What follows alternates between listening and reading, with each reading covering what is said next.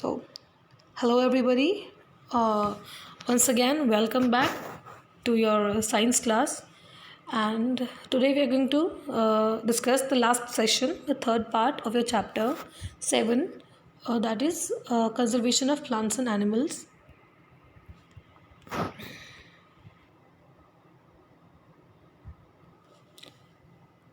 So in your second section, we have discussed about the wildlife sanctuaries, national parks, biosphere reserves, extinct species, endangered species.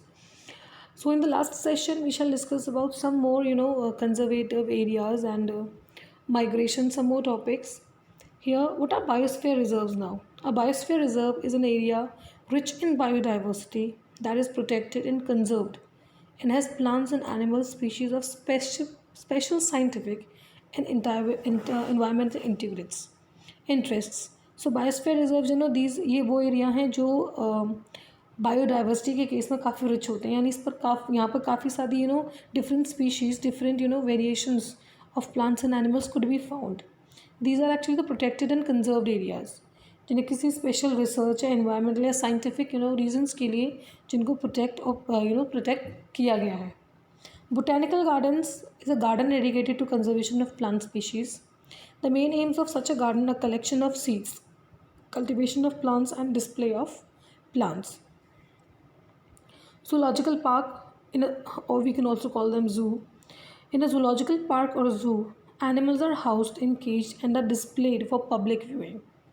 The purpose of such parks is to spread awareness and at the time protect and care for animals.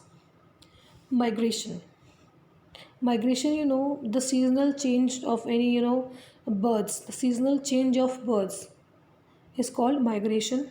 They may migrate from one place to another due to different causes, maybe for the purpose of breeding, or maybe in search of food, and also maybe for their survival, for the habitat.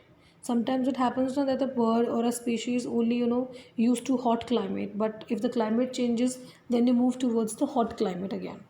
So many birds fly so far away areas every year during a particular time because of climatic changes.